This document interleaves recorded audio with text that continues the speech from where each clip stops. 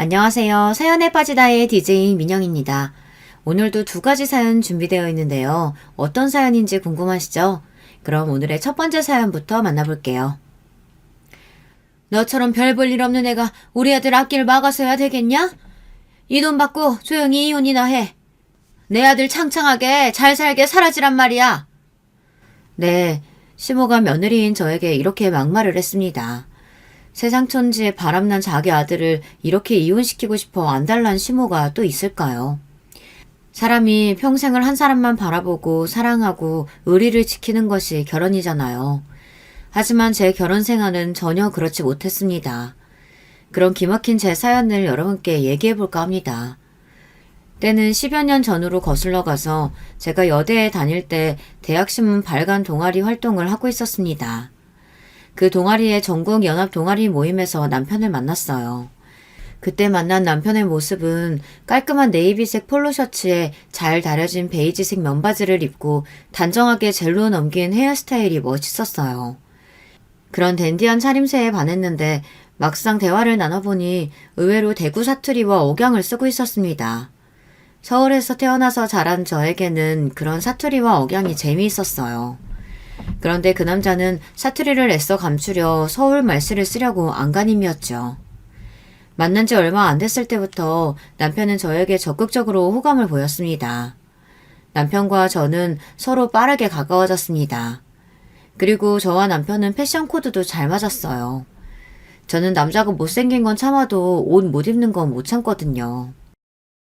그렇게 우리는 대학 시절 만나 연애를 하다 취업할 나이가 되었어요. 남편은 경제학과 전공으로 공기업이나 대기업에 취업 지원을 여러 차례 했지만 대학 시절 학점이나 스펙 관리를 열심히 안 해서 번번이 낙방이었어요. 그즈음 저는 중견기업의 마케팅 부서에 취업을 했습니다. 저는 너무 돈만 높아지지 말고 정말 남편이 원하는 일을 찾아서 지원해보라고 조언을 했습니다. 그러다가 남편은 모 백화점의 한 매장 관리직으로 취업했어요. 처음에는 가오가 살지 않는다며 탐탁치 않아 했지만 몇 달 되지 않아서 명품도 자주 접할 수 있고 자신이 좋아하는 패션에 관련된 일을 해서인지 나름 만족하고 잘 지내더라고요. 우리는 그렇게 둘 다 취업을 하고 얼마 지나지 않아 결혼 이야기가 자연스럽게 나오게 되었습니다. 남편은 연애 시절부터 서울에서 혼자 자취 생활을 했었고 딱히 시모와 만날 일이 없었기에 결혼 이야기가 나온 뒤 처음으로 시모를 뵙게 되었어요. 시아버님은 남편이 초등학교에 다닐 적에 돌아가셨다고 합니다. 어머님 혼자서 남편과 그 위에 누나 둘을 키워낸 이야기를 들으며 저는 시모가 생활력 강한 존경스러운 분일 거라고 생각했어요. 남편의 소개에 따르면 시모는 대구에서 오랫동안 한복집을 하시며 남매를 키워 대학까지 보냈고 누나는 호주에서 결혼해서 이민을 가 있는다고 했습니다. 그 후에도 결혼식 때 외에는 시누이와 만난 적이 거의 없을 정도로 왕래가 거의 없이 지냈죠. 그래서 남편의 본가인 대구에 내려가서 인사드릴 분은 오직 시모 한 분이었습니다. 시모에게 인사를 드리기 위해 시모가 정해준 대구의 한정식집에 남편과 도착해서 기다리고 있었습니다. 그때 멀리서 눈에 띄는 한 60대 여성분이 입구에서 들어오고 있었어요. TV 드라마 속 부잣집 마나님들이 할 법한 한껏 부풀려 동그랗게 말아올린 업스타일의 헤어, 자수 무늬가 돋보이는 아이보리색 스커트 정장, 연보라색 스카프와 귀, 목, 팔목, 손가락 어디 한 곳 빠짐없이 보석알이 돋보이도록 세팅된 액세서리를 착용하고 계셨어요.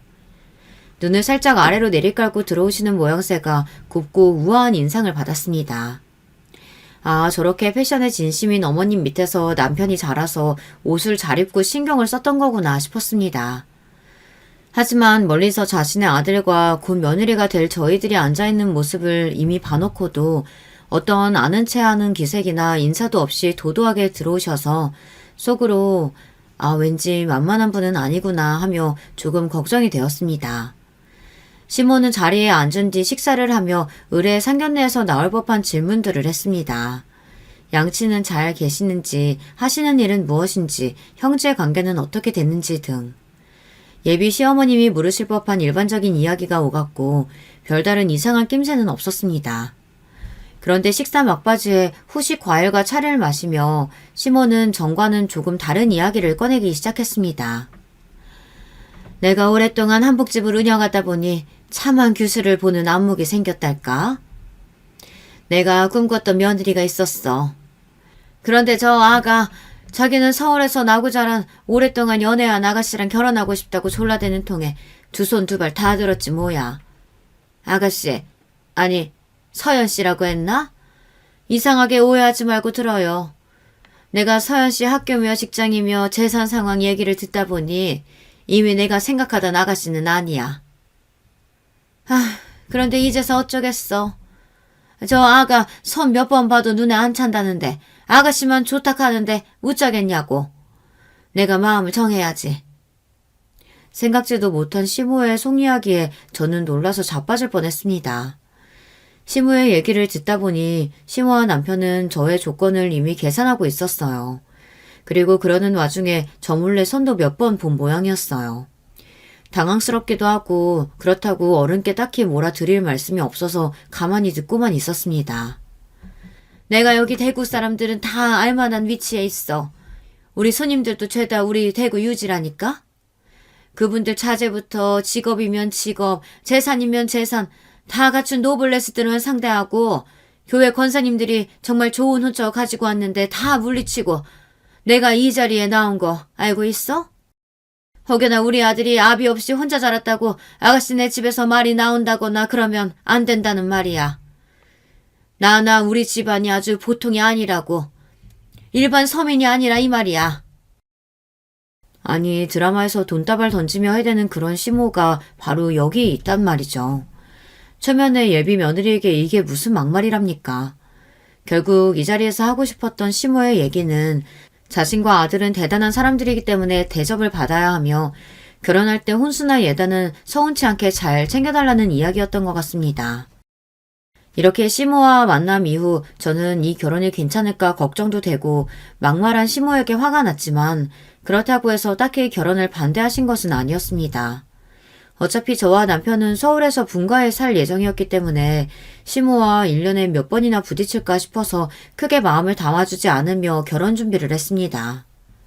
하지만 시모가 저렇게 어깃정을 놨는데 어떻게 대충 준비할 수 있겠어요. 게다가 명품이며 온갖 패션용품에 물욕이 가득한 남편은 어떻고요. 예물 시계에 시모댁에 예단 명목으로 드리는 가전제품, 심지어 다이아 반지 세트, 모피코트 등등 제가 몇 년간 적금해온 5천만 원의 돈으로 턱없이 모자라니 친정 부모님께서 도와주실 정도로 뻑적지근하게 준비해야 했습니다. 다 합치면 거의 1억이 넘게 들었던 것 같아요. 요구하시는 것들이 온통 명품의 최상급 비싼 것들 뿐이었으니까요. 그래도 이해했습니다. 시모 말에 따르면 대단한 분들이니 그 취향을 맞춰주기 위해서는 어쩔 수 없지 않겠어요. 하지만 그러는 와중에 내심 재산이 상당하시니 신혼집을 마련해 주시겠거니 하는 기대감이 있었기에 요구들을 잘 따를 수 있었습니다. 그런데 이게 웬일이에요. 그렇게 집안 좋고 재산이 많다고 떵떵거리시던 신모가 마련해준 신혼집은 그저 평범한 서울의 한 전세 아파트였습니다. 아파트 전세 보증금이 5억 정도 되어서 불평할 문제는 아니었지만 그렇게 자랑하던 모양새에 비해서는 다소 아쉬운 것이 사실이었죠. 그렇게 자랑자랑하던 재산 상태면 당연히 아파트를 사줄 줄 알았거든요. 어쨌든 남편에게 별다른 얘기 없이 큰 탈 없이 결혼하게 되었습니다. 하지만 저는 결혼한 이후에도 남편의 월급이 얼마인지 모르고 살았습니다. 남편이 월급을 제대로 가져다 준 적이 없기 때문이죠. 자기 월급의 상당 부분을 자기 옷이나 신발 등을 사들이는 데 쓰고 있었습니다. 꾸미기 좋아하는 저는 미용실에 1년에 서너 번 가는데 본인은 2, 3주에 한 번은 청담동에 미용실을 예약해서 다니고 심지어 스킨케어 관리도 받고 있었으니 월급이 나만 나겠어요. 빤히 백화점 매장 관리직 월급에 비해 자기 치장하는 데 씀씀이가 너무 컸습니다. 결혼 전에는 그 말끔한 옷차림이 좋았는데 월급 대부분을 자기에게만 써대니 제가 진짜 잘못 생각했구나 후회가 되었어요. 제 월급의 반 이상으로 아파트 관리비나 대부분의 생활비를 충당해야 했습니다. 자기야, 우리 이제 결혼해서 아기도 가져야 하는데 이렇게 돈 쓰면 언제 모아? 내가 써봐야 얼마나 쓴다고. 지난달에는 100만 원 정도 생활비로 주지 않았어? 그럼 자기 월급이 얼만데? 난 지금까지 그런 것도 모르고 살고 있단 말이야. 내 월급은 다 오픈했는데 왜 자기는 숨겨? 내 월급으로 우리 먹는 거며 생활비 거의 쓰고 있는 거 알고 있어? 뭐 하는데 생활비가 그렇게 많이 든다고. 백화점에서 월급 나오는 거 푼돈이야. 그걸로 내 용돈하기 빠듯하다고. 정 부족하면 우리 엄마한테 얘기해보고. 전 이렇게 남편이 돈이 필요하면 시모가 도와주실 거라고 늘 말해와서 시모가 자산이 좀 되나 보다, 여유가 있으시면 정말 필요할 때 도와달라고 할 수 있구나 생각했습니다. 그런데 저도 남편도 다 착각하고 있었던 거였어요. 몇 년 전 남편이 건강검진 결과에서 뇌에 문제가 있어서 정밀 검사를 받아야 한다고 털어놓았습니다. 겁이 나서 얼굴이 하얗게 질려서 입술을 파르르 떨면서 말이에요. 저는 걱정돼서 하루라도 빨리 대학병원에 가서 몇 가지 관련 검사를 예약하려고 했어요. 그런데 그 검사들이 생각보다 여러 개였고 비급여 항목이 있어서 약 400만 원 정도 비용이 든다고 하더군요.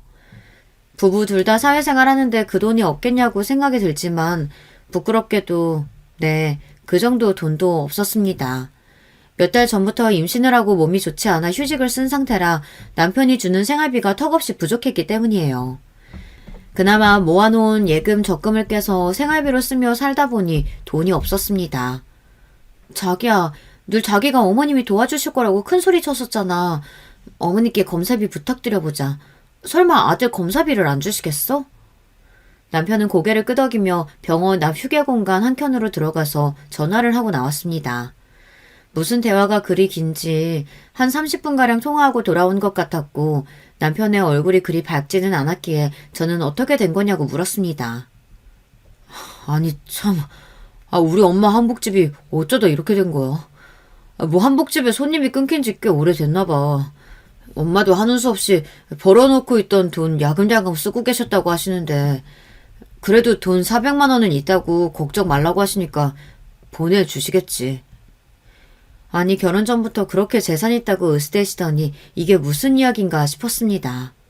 사실 몇 년 전 시모 한복집 단골 고객인 한 사모님의 한복을 실측하기 위해 단골 사모님 댁을 찾았다가 그 집의 은밀한 사정을 알게 되었다고 합니다. 사실 그 사모님 댁에 장애가 있는 자식을 숨기고 키웠다는 것을 시모가 알게 된 것이죠. 어머님이 그 이야기를 교회에서 떠벌리다가 그 이야기가 소문을 타게 되고 그 사모님의 귀에까지 들어가게 된 것입니다. 그 사모님은 이 소문이 퍼진 이야기를 알고는 충격에 몸져 누웠다고 해요. 당연하죠. 창피했다고 밖에 알리지 않고 쉬쉬한 자식 이야기를 여기저기 떠벌리고 다녔으니. 시모의 말실수로 인해 중요한 고객을 잃었을 뿐더러 그 사모님이 지역 유지나 구의원 등 대구 지역사회에서 꽤나 입김이 센 분이라서 많은 단골 고객을 잃게 되었습니다. 그렇게 기존의 단골 손님이 없어지고 또 요즘 젊은 사람들이 한복을 중요하게 생각하나요? 그렇게 한복집이 파리가 날려서 벌이가 거의 없다시피 지낸 게 3년이 넘었다고 하네요. 자존심 때문인지 본인 아들과 저에게는 쉬쉬하면서 그동안 모아놓은 돈이나 부동산까지 처분해가며 돈을 쓰고 계신 거죠. 제가 남편과 신모의 소비 성향을 모르나요? 입는 것부터 집에 두는 것까지 좋은 거 비싼 것만 찾는 양반인데 그 씀씀이가 돈이 없다고 줄어들지는 않았던 모양입니다. 꽤 많이 모았던 재산도 이제 얼마 남지 않았으니 이제 본인도 걱정이 돼서 저희에게 털어놓은 거겠죠. 정말 모자가 이런 것까지 담는 걸까요? 시모 상황이 이 지경인 것을 알게 됐는데 남편 병원비를 달라고 부탁할 수는 없잖아요. 그래서 제가 친정 부모님께 부탁드려 남편의 검사비를 해결해야만 했습니다. 친정 부모님께서는 시댁이 잘 산다고 생각하셔서 왜 이 정도의 돈을 구하기 어려워하는지 궁금해하셨지만 그냥 저희끼리 잘 해결해보고 싶어서 그런다고 겨우 이야기를 둘러댔죠. 다행히 남편의 검사 결과는 이상이 없는 것으로 나와 안도의 한숨을 지었습니다. 하지만 시모의 경제적 상황을 알게 된 이상 제가 가만히 있을 수는 없었습니다. 제가 아프다고 남편 혼자 벌어서는 태어날 아이를 위해서도 못할 짓이라는 생각에 휴직을 서둘러 마무리 짓고 회사에 복직했어요. 임신하고서 아픈 몸으로 회사에 다니는 것보다 저를 더 괴롭혔던 것은 여전히 돈을 낭비하고 오히려 제가 회사에 가니 골프까지 배우겠다고 나서는 남편이었습니다. 아이를 위해 저축을 해야 하고 돈을 아껴야 한다고 말하는 저를 늘 쪼잔하게 잔소리하는 옆편에 취급을 하며 자기 좋을 때도 여전히 돈을 쓰고 다니는 거 있죠. 참다 못한 저는 시모에게 전화를 걸어 처음으로 하수연이라는 것을 했습니다. 아니 그런데 시모는 제 이야기를 듣더니 도리어 화를 내지 뭡니까? 이제 네가 아주 기세가 등등하구나. 지난번에 한복집 이야기 들었다고 해서 우리 아들이나 내가 막대해도 되는 것 같아? 너 나 그렇게 쉽게 안 죽어. 이제 어디 장관 부인 한복도 받을 거고 말이야. 어머님 그럼 이제 한복집 잘 되는 거예요? 그럼 그이가 생활비 한 푼 안 가져다 주는 달도 있는데 그런 달만이라도 좀 도와주실 수 있을까요? 아니 무슨 아직 돈도 안 받았는데 무슨 소리야? 시모는 다시 여러 가지 핑계를 대며 도리어 저희에게 용돈을 요구하기 시작했습니다. 니네 나이가 몇인데 나한테 의지해? 이제 니들이 주는 용돈 받아야 쓰겠다. 시모가 당황하며 이러는 것을 보니 한복집의 장관 부인이요. 말도 안 되는 소리죠. 시모의 한복집은 여전히 팔이 날리고 있는 게 분명했습니다. 더 이상은 시모도 남편도 못 믿겠어서 직접 나서기로 했어요. 제가 그 한복집을 살려보려고요. 마케팅팀에서 근무하면서 얻은 노하우를 살려 SNS를 통해 홍보를 시작했습니다. 주말에 대구에 내려가서 한복집 외관과 고상해 보이도록 연출한 시모, 최고로 잘 지어진 예쁜 한복들을 사진 찍어 인스타에 올렸습니다. 그리고 결혼을 준비하는 인터넷 카페에 들어가서 결혼 맞춤 한복 행사 이벤트를 열었습니다. 그리고 한복집의 인테리어가 고루해 보이는 것 같아서 저 혼자 셀프로 도배나 페인트 칠, 거기에 예쁜 장식품까지 배치하고 나니 이제는 제법 잘 나가는 가게의 모습을 갖추게 되었습니다. 배가 남산만큼 부린 채로 서울 대구를 오가며 백방으로 노력하는 제 모습을 보는 시모는 처음으로 칭찬이란 것을 해주더군요. 세아가 네 덕분에 이제 손님이 제법 많아졌어. 네 인스 모시기 보고 왔다면서 젊은 부부들이 많이 오더라고. 이제 우리 한복집도 잘 되려나 보다. 네가 고생이 많았구나. 네가 복덩이야. 네, 시모의 한복집은 이제 손님들이 제법 드나들면서 활기를 찾기 시작했습니다. 이렇게 제 노력의 결실이 보이니 뿌듯했습니다. 무엇보다 태어날 아이에게 도움이 될 거라고 생각하니 기분이 좋았습니다. 남편도 이런 것을 보며 느끼는 바가 있었는지 주말 골프 약속도 줄이고 앞으로 생활비도 월급의 절반은 가져오기로 약속했어요. 그렇게 아이를 낳고 키워가며 우리 세 가족이 행복한 일만 꿈꾸고 있었죠. 하지만 사람 고쳐 쓰는 거 아니라는 말이 있죠. 잘 참아왔던 남편은 다시 생활비를 고작 몇십만 원 내밀기 시작했습니다. 그리고 주말마다 골프 약속을 잡고 새벽부터 밤 늦도록 놀다가 집에 들어왔습니다. 아들이 이제 한참 말도 배우고 엄마 아빠 해가며 너무 예쁜 나이인데 이놈의 남편은 매일같이 옷만 삐까번쩍 빼입고 거울 앞에서 1시간가량 머리를 매만지며 향수를 뿌려가며 자기 치장만 하다가 나가기 일쑤였습니다. 저는 제 옷 사러 간 지가 언제인지 기억도 안 나고 머리도 매일 질끈 동여매고 화장도 못하고 꾸밀 줄 모르는 아줌마인 양 이 꼴로 사는데 자기 혼자 즐기고 다니는구나 이 생각에 속이 상했습니다. 이러다가 우리 아이가 아빠가 있는지도 모르겠다고 아이를 위해서도 이 사람을 고쳐놔야겠다고 결심하고 퇴근한 남편에게 술상을 보고 앉아 대화를 시도하기 시작했습니다. 자기야, 우리 이제 아들도 있는데 미래를 계획하고 돈을 좀 모아야 하지 않을까? 난 걱정돼. 중요한 이야기 있다고 바쁜 사람 불렀는데 또 그 이야기인가? 그리고 너 좀 꾸미고 살아야 되지 않겠냐고. 몸매도 퍼지고 집에서 머리는 부스스하고 얼굴은 또 그게 뭐냐? 얼굴을 잔뜩 찌푸리며 남편은 이제 제 외모를 지적하기 시작했습니다. 출근해서 백화점 가면 어리고 예쁜 여자들, 거기다가 돈도 얼마나 많은지 카드로 몇백, 몇천씩 써대는 그런 여자들 보다가 내가 집에 와서 노래 보면 가관이라고. 내가 집에 붙어있고 싶겠냐? 그게 무슨 말이야? 내가 이러고 싶어서 이러겠어? 우리 애기 보는데 어떻게 화장하고 꾸밀 수가 있겠어? 그러다 애기한테 화장품이라도 묻으면 어떡해. 나는 안 꾸미고 싶겠어? 당신이 집에 와서 잠깐씩 애기 보고 시간을 가지면 나도 그렇게 할 수 있어. 핑계 좀 대지 마. 다들 키우는 애기 너 혼자 키우냐? 우리 엄마는 남편도 없이 우리 엄마 키우는데 뭘.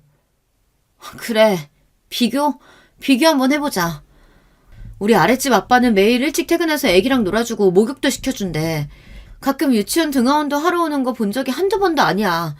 또 주말마다 아기가 가고 싶다는 대로 나들이도 가고. 우리도 그렇게 살면 안 돼? 네 자꾸 바가지 긁으면서 피곤하게 하면 나 집에 안 있는다. 잠깐만, 알았어. 미안해. 싸우자는 게 아니고 자기 요즘 다시 생활비 안 주는데 이러면 어머님한테 이야기할 수밖에 없어. 알았지? 약속 지켜줘. 아이고, 그때 한복집 잠깐 소문나게 도와줬다고 뭐 엄마가 네 편이라도 된 거 같냐? 엄마 한복집이 잘 된 게 엄마가 솜씨가 좋아서 사람이 모이니까 그런 거지. 네가 계속 그거 하나 한 거 가지고 된 거 같냐고. 내가 지금도 어머님 한복집 SNS 통해서 계속 홍보하고 있는데 내가 한 게 없다고? 그제야 남편은 아차 싶었는지 알았다고. 생활비 가져오면 되잖아. 됐냐? 나 씻으러 간다. 궁시렁대며 남편은 핸드폰을 들고 일어났습니다. 씻으러 간다면서 핸드폰은 왜 가져가? 요즘 거래처 사장님들이 시도 때도 없이 연락해 된다고. 너는 내가 맨날 노는 줄만 아냐? 이렇게 저렇게 대화를 시도해봤지만 도무지 반성할 기색이 없는 남편이었어요. 그런데 말이죠. 그저 철없이 돈만 써대는 남편이었기만 했다면 차라리 다행이었습니다. 그 일가 요새 들어 제 외모를 타박하고 매일 잠자리를 요구하던 남편이 최근 들어 피곤하다며 돌아누워 자기 일쑤였어요. 저도 딱히 잠자리가 아쉬웠던 것은 아니죠. 일하고 애 키우며 사는 게 팍팍했으니까요. 하지만 한 달 뒤 저에게는 청천벽력 같은 일이 일어나고 말았습니다. 그날은 아이의 유치원 소풍날이었어요. 엄마 아빠들이 함께 서울대공원에 다녀오는 일정이었는데 저와 아들 둘이 잘 놀고 돌아오는 길이었죠. 엄마, 내 친구 서준이랑 민경이는 다 아빠가 같이 왔는데 우리 아빠는 매일 바빠요? 아이가 서운한 게 당연한 일이었습니다. 아빠라고 있는데 주말마다 나들이를 가거나 집에 일찍 돌아와서 게임이나 운동을 하며 같이 놀아주는 법이 거의 없었으니까요. 아빠가 좀 바쁘시긴 한데 대신 우리가 아빠 깜짝 파티 해줄까? 아빠 일하시는 백화점에 들러서 맛있는 거 먹고 오는 거 어때?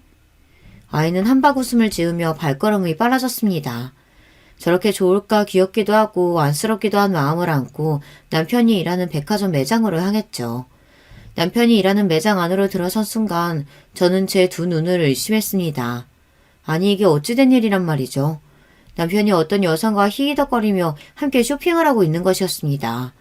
그 여성은 단순히 손님이라기엔 너무 친밀하고 가까워 보였어요. 그리고 제 직감은 틀리지 않았음을 나중에 알게 됩니다. 아이와 제 모습을 확인한 남편은 매우 당황하며 우리 둘을 매장 밖 휴게소로 데려갔습니다. 미쳤어? 어디라고 남편 일터에 함부로 와? 아빠 미안해요. 제가 아빠 보고 싶다고 해서 엄마가 데려오신 거예요. 혼내지 마세요. 다신 안 그럴게요. 남편이 불같이 화를 내자 아이는 너무 놀라 울어버리고 말았습니다. 저도 당황했지만 아이가 울며 하는 말에 더 서러워져서 화를 내고 말았습니다. 우리 도진이 자기 아들이야. 아들이 아빠 보고 싶다고 오는 게 잘못이야? 그리고 백화점이 뭐 못 올 때도 아니고 아빠랑 같이 맛있는 거 먹자고 온 거야. 그게 그렇게 잘못이니? 그제야 남편은 자신이 상황에 맞지 않게 분노했다는 것을 깨달은 건지 아니면 주변 사람들이 힐끔거리고 우리를 쳐다보는 상황을 피하고 싶었던 건지 이내 화를 누그러뜨리고 다정한 척 말했습니다. 아니 내가 손님 대응하고 있을 때 정신이 없어서. 도진아, 아빠가 화내서 미안해. 우리 햄버거 먹으러 갈까? 남편은 아이의 눈물을 닦으며 손을 잡고 햄버거 매장으로 향했습니다. 하지만 저는 알아채고 말았습니다. 아까 남편과 친밀해 보였던 그 손님이 멀리서부터 쭉 우리를 보고 있었다는 걸요. 그리고 햄버거 매장으로 가는 우리를 쳐다보며 알 수 없는 미소를 내비쳤습니다. 집에 돌아와서도 저는 계속 찜찜했어요. 남편은 남성 가죽 자파 매장에서 일하고 있는데 여성 손님이 단골일 가능성도 적어 보이고 그 여자의 옷차림이 자꾸 떠올랐습니다. 노란색 파워숄더 자켓에 흰색 플레어 바지 정장, 웨이브를 길게 늘어뜨리고 수많은 시간 공을 들였음이 분명해 보이는 헤어스타일. 보테가바네테 구두와 가방을 착용하고 있었고 얼굴 화장도 짙고 화려했습니다. 일반적인 여성 같지 않아 보이고 미모가 뛰어난 편은 아니지만 잘 꾸미고 또 부유함을 과시하는 듯한 모양새였죠. 생각해보니 최근에 남편이 저에게 자꾸 외모 지적을 한 것이 자꾸 그녀를 두고서 저와 비교한 것 같이 느껴졌습니다. 무엇보다 저를 괴롭힌 것은 그녀가 알 수 없는 미소로 쭉 우리를 관찰하듯이 지켜본 것이었습니다. 혼자 고민하다가 저는 동네에서 친하게 지내는 친구와 같이 이야기를 하게 되었습니다. 제 이야기를 듣던 그 친구는 처음에는 제 오해일 거라고 걱정 말라고 안심시켜 주었습니다. 그런데 다음날 믿지 못한 사실을 전 듣게 됩니다.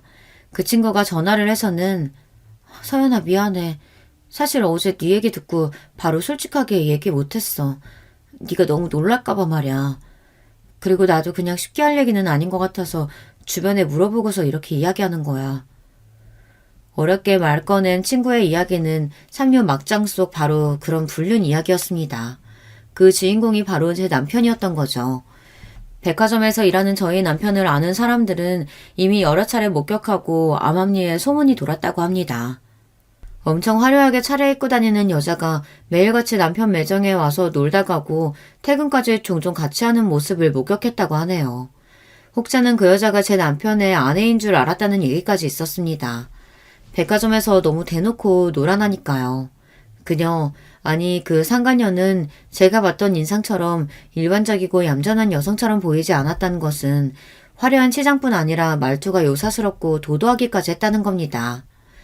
많은 사람들이 오가는 백화점에서 포옹이나 입맞춤 같은 스킨십도 서슴없이 해대는 어느 술집에 다니는 여자거나 분명 화류계에 있는 여자다. 이런 추측들이 난무했다고 합니다. 저는 너무 어이가 없었습니다. 이게 무슨 말도 안 되는 일입니까? 저만 모르고 많은 이웃들이 그 광경을 목격하고 수군될 정도면 남편의 바람은 얼마나 오랫동안 깊게 이어졌던 걸까요? 저와 우리 아들을 생각한다면 그렇게 대놓고 바람 피우는 것은 짐승이나 할 짓 아닌가요? 이야기를 들은 즉시 저는 남편에게 문자를 남겼습니다. 오늘 퇴근 후 바로 귀가하기 바람. 아니면 법정에서 만나. 남편이 바람을 들키고 놀라서 허둥지둥 바로 집으로 올 줄 알았던 것은 제 첫 번째 착각이었습니다. 남편은 10시가 넘어서야 저녁까지 먹고 분명 그 여우 같은 년과 먹었겠죠. 여유있게 현관을 들어오는 것이 아닌가요. 내가 보낸 문자 못 봤어? 봤지. 자기가 무슨 말할 건지 알겠는데 나 좀 씻고 하면 안 되냐? 아, 피곤해. 피곤하겠지. 이래서겠어? 여기저기 여자랑 놀러 다니니까 피곤도 할 거야. 뭐? 이 사람이 뭘 잘못 먹었나? 무슨 소리야? 나랑 도진이가 자기 매장 갑자기 갔을 때 봤던 그 자기랑 친해 보이던 여자 누구야? 자기랑 바람 피는 게 그 여자 맞지? 무슨 말도 안 되는 소리야. 그분은 VIP 고객이셔.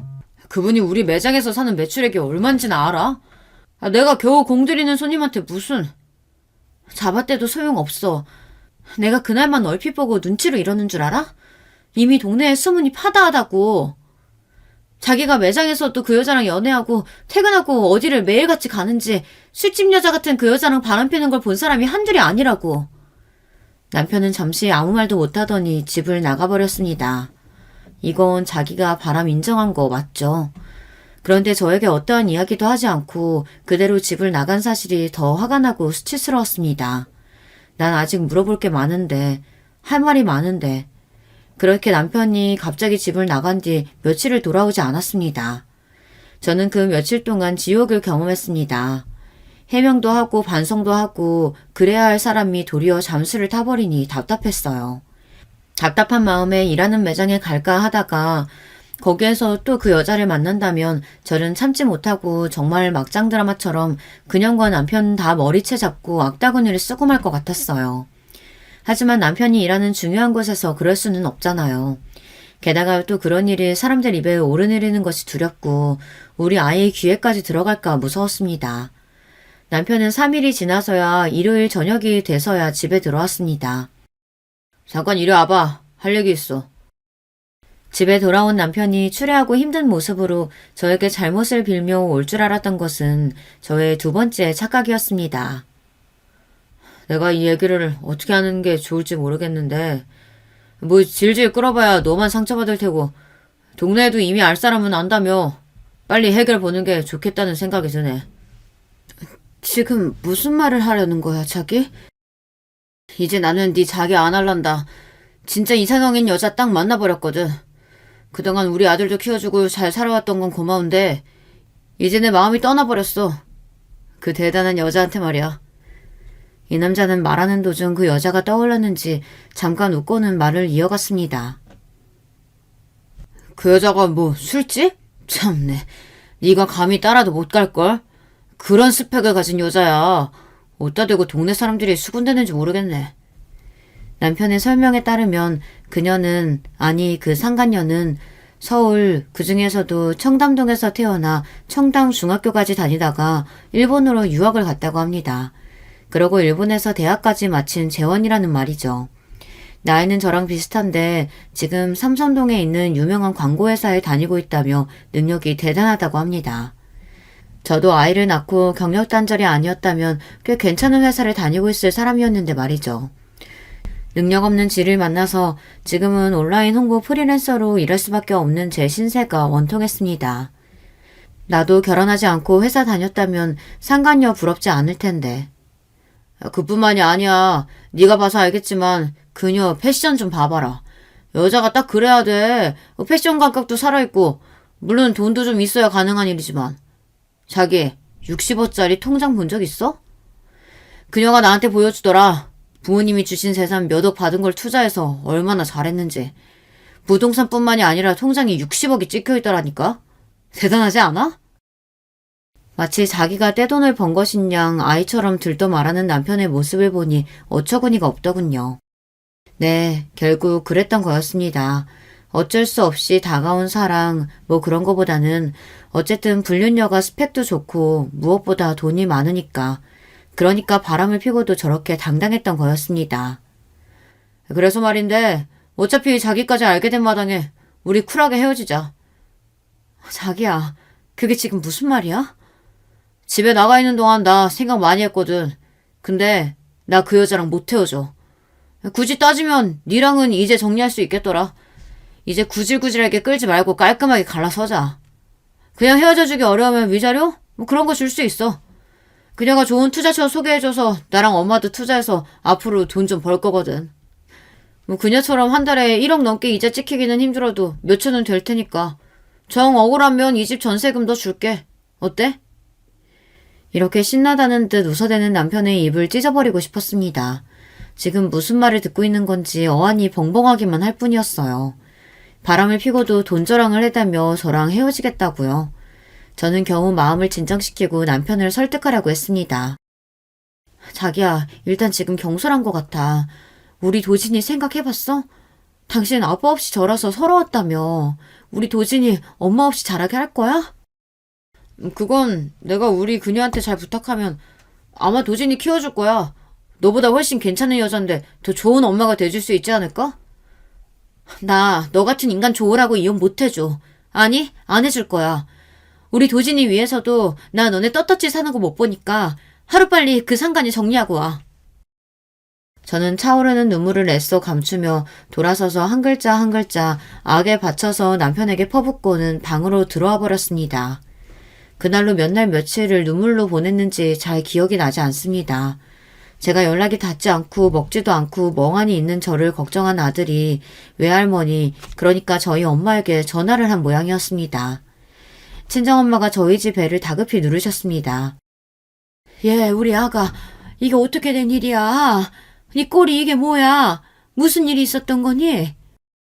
사람이 하루 이틀 울면 눈물샘이 마르는 줄 알았는데 엄마를 보자마자 저는 주저앉아서 아기처럼 엉엉 울었습니다. 엄마, 나 죽을 것 같아. 임서방이 바람났는데 글쎄 그 상간녀랑 결혼한대. 나보고 헤어져 달래. 아니, 이 쳐 죽일 것들이 있나. 흥청망청 동서대는 철없는 놈이라고만 생각했는데 사람 모습을 한 짐승놈이었구만. 걱정 마라. 네가 왜 이혼을 해? 그러다가 정신 차리고 돌아올 거야. 이 못돼 먹은 놈 같으니라고. 아니, 아들놈이 이러고 다니는 거 지 애미는 안 되니? 사부인 말이야. 엄마, 내가 정신 좀 차리고 나서 이 일을 어떻게 해야 할지 찬찬히 정리 좀 해봐야겠어. 시어머니한테도 알려야지. 자기가 그렇게 존경하는 자기 엄마가 설득하면 좀 마음 돌리겠지? 그럼 당연하지. 아들이 불륜 저지르고 다니는 걸 알면 사부인이 잘 설득하지 않겠어? 내 아들놈이었다면 달이랑 그곳을 다 분질러버리는 건데. 네? 엄마도 참. 엄마의 농담에 저는 참으로 오랜만에 웃었습니다. 하지만 이것은 저의 마지막 착각이었습니다. 며칠 뒤 시모가 저희 집에 찾아왔습니다. 어머님 연락도 없이 갑자기 오셨어요. 아, 혹시 그이 소식 듣고 오신 거예요? 그래. 우리 손자 집에 없니? 유치원 간 게지? 아, 네, 지금은 유치원에 있을 시간이에요. 잠깐 무슨 차라도. 글쎄다. 너랑 이제 차 마시며 얘기하긴 어려울 것 같구나. 바람핀 아들 때문에 저를 볼 낯짝이 없다는 얘기인 줄 생각하고 저는 시모가 와준 게 고마웠습니다. 아, 어머님 별 말씀을 다 하세요. 어머님께서 이제 그이 마음만 좀 돌려놔 주세요. 응? 그게 무슨 말이냐? 나 너한테 할 얘기 있어서 온 거야. 네? 이후 시모는 귀를 의심할 만한 충격적인 얘기를 시작했습니다. 우리 아들이 얼마 전에 자기가 새로 사귄 여자가 있다고 하면서 대구에 내려와서 보여주고 싶다고 하더라. 처음엔 나도 반대했지. 결혼한 놈이 무슨 소린가 했어. 그런데 그 아이 직접 보고 나니까 우리 아들이 허투루 본 게 아니더구나 싶었지. 애가 아주 똑부러지고 능력도 있는 것이 그렇게 아들이 부르짖던 멋진 서울 여성이더라고. 내가 또 동양의복 패션업계에 있어봐서 그 아이가 입은 모습만 봐도 잘 교육받고 좋은 집안에서 티 없이 자란 그런 아이인지 알겠더라. 아, 잠깐만요, 어머님. 지금 무슨 말씀을 하고 계신 거예요? 아들의 불륜 상간녀를 지금 칭찬하시는 건가요? 뭐 네가 서운해도 할 수는 없지만 내가 또 없는 말은 못하겠고 하니 제대로 얘기해 주는 거야. 또 우리 한복집 보며 사업 조언도 해주고 괜찮은 투자처도 소개해주면 그러다 보니 애가 참 괜찮은 게 부인할 수 없는 사실이고. 아휴, 나도 이혼은 좀 못한디 어쩌겠냐. 자식 이기는 부모 없다고 그렇게 이혼하고 그 아가씨와 결혼하겠다는 걸 내가 무슨 수로 말리겠어. 아니 그럼 지금 어머님이 저희 집에 찾아오셔서 하실 말씀이. 그래 그냥 깔끔하게 요새 말로 쿨하게 갈라서라. 어머님 저 정말 그이나 어머님께 마음 다해서 잘해드렸잖아요. 우리 아이가 왜 우리 아빠는 주말마다 없냐고 울고 불어도 저 그이가 좋아하는 골프나 취미 모임 다 이해하고 제 할도리 다 하면서 정말 우리 가정 정말 잘 지켜왔거든요. 우리 아이 아비 없는 애 만들기 싫어서요. 그런데 이제 와서 어머니까지 그 상간녀를 싸고 드시는 건가요? 아니 얘가 너 참 말 싹둑머리 없게 한다. 네가 말한 일들 어느 집 며느리들 안 한다니? 다 돈 벌고 직장 생활하면서 집안 간수 잘하는 다른 집 며느리들이 얼마나 많은데. 우리 교회 권사님들은 매주 자기네 며느리 자랑해. 여자가 남자 뒷바라지하고 애 키우고 집안 검사하는 게 무슨 대단한 일이라고 이러는지 모르겠다. 그런 말씀이 아니잖아요. 어머님 한복집 잊으셨어요? 거긴 제가 살려드린 거잖아요. 제가 그렇게 대구 내려가서 주변 친인척 지인들 다 연결해드리고 서울도 SNS 맨날 관리해가며 홍보한 덕에 문 닫을 뻔했던 거 잊으셨어요? 아니 그걸 떠나서 어머님까지 왜 저한테 조용히 이혼하라고 하시는 거예요? 애초에 바람난 그의 혼도 내주시고 정신 차리라고 해주셔야죠. 어머님 친손자가 이걸 알면. 너 도진이한테 이런 얘기 조금이라도 흘렸다간 가만 안 둬? 우리 빗줄이야 도진이는. 더 잘난 새엄마 만나는 거니까 교육상 나쁠 것도 없다. 너만 조용히 빠지면 모두가 만사 형통인 거야. 아, 이제 보니 너 돈 때문이니? 돈 때문이구나? 알았어. 거하게 챙겨줄 테니까 그거나 받고 사라지면 돼. 아휴, 입 아프네. 아니 얘는 왜 이런 상스러운 대화를 하게 만드는 거야. 네가 하도 이혼 도장 못 찍겠다며 버틴다고 우리 아들이랑 새아가가 부탁해가지고 내가 서울까지 올라온 거니까 그런 줄 알고 넌 하루빨리 정리해라. 네가 그렇게 좋아하는 돈, 그 돈 줄 테니 말이야. 저를 돈에 미친 여자로 몰아가는 말에 너무 억울해서 시모에게 눈을 치켜뜨고서는 말했습니다. 어머니, 말씀은 바로 하셔야죠. 지금 그 상간녀 돈 보고 넘어간 사람이 어머니와 그이잖아요. 너 이렇게 독한 애였니? 가시나가 조신하게 얌전해 보여가지고 가신 거 별거 없어도 내가 그 아하고 결혼 허락했더니만 이제 보니 아주 요망한 여우 같은 년이었구만. 내가 너를 배려를 해서 이런 이야기까지는 안 하려고 했는데 하늘 수 없다. 새아가 아이 가졌단다. 우리 핏줄 말이야. 내가 지금 무슨 소리를 들은 거지? 전 믿을 수 없는 소리를 들었습니다. 네? 아니 그게 무슨... 그치? 네가 봐도 이제 할 말 없지? 모든 상황에 네가 조용히 이혼해주고 우리 애들이 새 가정 꾸리는데 지장 안 줘야 되지 않겠니? 그런 줄 알고 나는 이만 내려간다. 저는 머리가 돌아버릴 것 같았습니다. 사람이 어떻게 이럴 수가 있단 말이죠. 바람으로 모자라 상간녀가 임신까지 했다니 정말 남편이 인간같이 보이지 않았습니다. 게다가 시모까지 상간녀의 돈이 탐나서 조감지처인 저와 이혼하라며 이 말도 안 되는 이혼을 돕고 있던 것입니다. 이렇게 남편은 집을 나가서 상간녀와 동거하고 시모는 하루가 멀다 하고 전화와 문자로 이혼을 요구했습니다. 이제 저는 더 이상 참을 수가 없었습니다. 저와 도진이 인생을 위해서 이혼하기로 마음먹었어요. 금수마도 못한 남편과 시모, 그 집안과 연을 끊기로요. 주변 지인의 소개로 이혼 전문 변호사를 만나 이혼을 준비했습니다. 이혼을 해주는 조건으로 우리 아들의 양육권 그리고 위자료로 현재 신혼집의 전세보증금 5억 원 전액을 요구했습니다. 처음에는 남편과 시모 모두 불같이 화내면서 어디 5억을 노리냐고 욕을 해댔어요. 원하는 대로 다 준다고 할 때는 언제고 말이죠. 하지만 남편은 불륜으로 이혼의 책임이 있는 당사자라서 별 도리가 없다는 것을 알고 나서는 수긍했습니다. 하지만 저를 돈만 하는 벌레로 몰더군요. 누가 돈벌레인데요. 그리고 더럽지만 남편은 하루라도 빨리 상간녀와 합치고 싶어 안달이 난 눈치였습니다. 지난번 이혼 조정협의회에서 만난 날 저에게 핸드폰으로 어떤 입금 계좌 내역을 보여주었습니다. 이혼은 뭐 네 요구대로 하면 그만이야. 그깟 5억? 금방 벌지. 그녀와 함께하면 말이야. 이것 좀 봐봐. 이번 달에 투자 수익금만 1,000만 원 들어왔지? 우리 엄마는 훨씬 더 많이 투자하셔서 아마 5천만 원은 매달 꼬박꼬박 들어올걸? 당신은 지금 그 계좌에 돈이 중요해? 우리 이혼으로 상처받고 아빠 없이 자랄 도진이 생각하면 난 아직도 밥을 제대로 못 먹어. 그러니까 왜 너가 데려간다고 난리야. 우리 여보가 앞으로 더 잘 키워줄 텐데 원하면 유학도 보내주고. 그런데 쥐뿔도 없는 엄마가 데려간다고 버텨서 아빠 없는 애가 된 거지 뭐. 어쨌든 변호사가 면접 교섭권은 내가 갖고 있다고 했으니까 우리 아이 보고 싶을 땐 보러 갈 거다. 물론이야. 나는 도진이가 아빠 만나는 거 반대 안 해. 그렇게 우리 부부는 전쟁 같았던 결혼을 법적으로 끝냈습니다. 저는 이제 이혼녀로서 남편 없이 우리 아이 제대로 키워볼 각오로 프리랜서 일 외에 이전 직장 상사분과 함께 마케팅 사업을 구상하고 있었습니다. 그분이 믿을 만한 동업자이기도 했고 제 사정을 다 알게 된 뒤 사업비는 거의 본인이 될 테니 저에게 열심히 사업을 키우자며 배려를 해주셔서 비전 있는 사업을 할 수 있게 되었죠. 거기에 위자료로 받은 5억이 있어서 아이와 지낼 집을 구하는 한편 당분간은 돈 걱정 없이 지낼 수 있으니 다행이었습니다. 그간 결혼해서 남편이나 시모에게 제대로 된 선물을 받은 적이 얼마 없었는데 이혼 선물을 5억을 받은 셈이네요. 그 인간일이 이렇게 거액을 선뜻 준 것이 믿기지 않았지만 그 당시 그 모자는 상간녀의 재력에 푹 빠져 있었으니까요. 이혼하고 저는 친정 부모님이 사시는 다른 동네로 옮겨오고 전 남편은 상간녀가 사는 호화 빌라로 들어간다고 얼핏 들었는데 이들이 어떻게 사는지 모르고 살았습니다. 사실 궁금하지도 않았고요.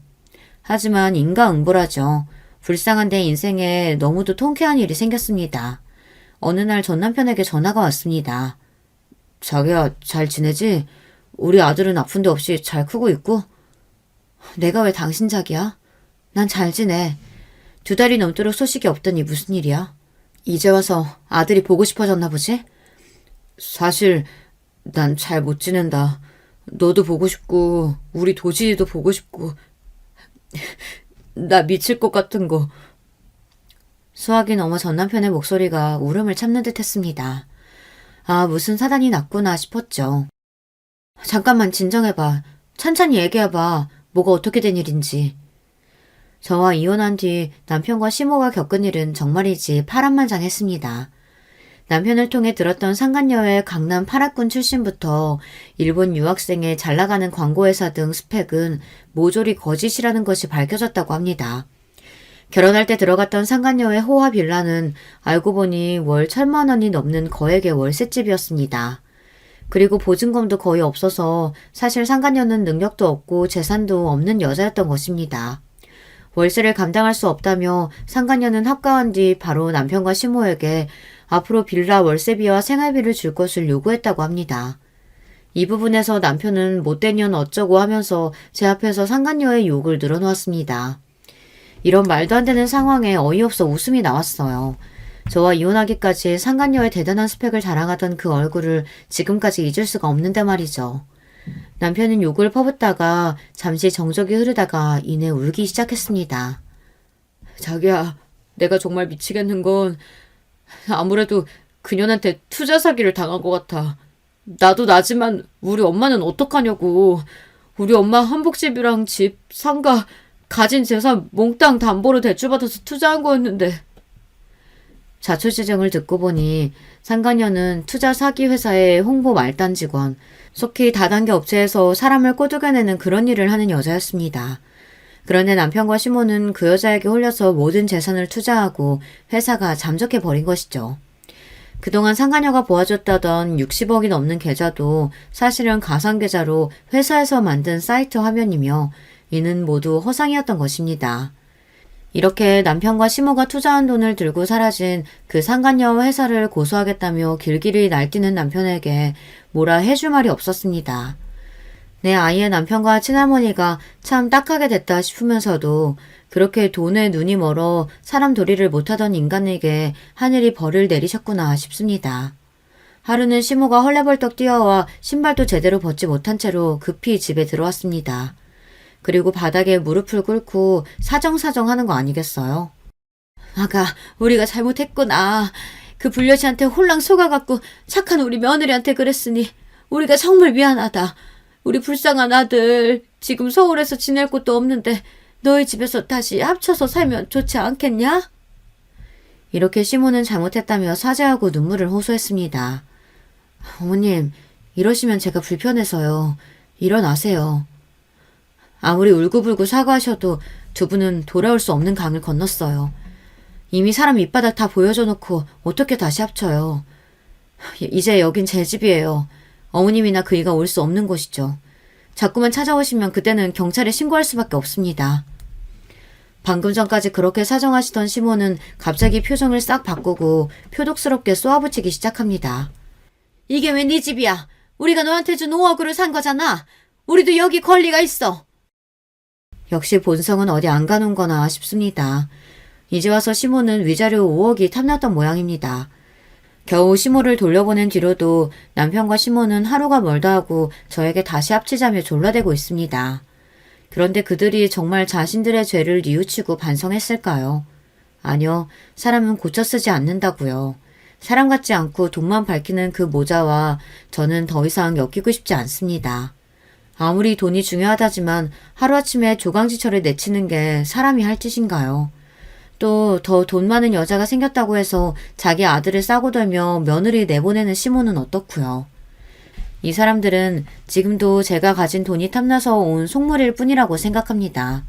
저는 핸드폰 번호도 바꾸고 아파트 경비원께 전 남편과 시모가 집에 못 오도록 입구에서 막아주십사 부탁을 드렸습니다. 그렇게 저는 겨우 탐욕스러운 전 남편과 시모에게서 떨어질 수 있게 되었어요. 지금 제 사연을 함께 듣고 계신 여러분은 어떻게 생각하시나요? 제가 너무 매정한 걸까요? 혹시 저에게 주실 조언이 있으시면 댓글도 남겨주시고 비슷한 고민을 하고 계신 분들이 있으시다면 응원해드리고 싶습니다. 지금까지 제 사연을 봐주셔서 감사드립니다. 여러분, 두 번째 사연 시작하기 전에 좋아요, 구독 꼭 눌러주실 거죠? 그럼 두 번째 사연 바로 시작합니다. 안녕하세요. 저는 지방에서 여생을 보내고 있는 60대 남자입니다. 나이가 들고 은퇴하니 자연이 좋아 사람이 없는 곳으로 왔는데 참 좋아요. 조용히 책도 읽고 텃밭도 가꾸고 있습니다.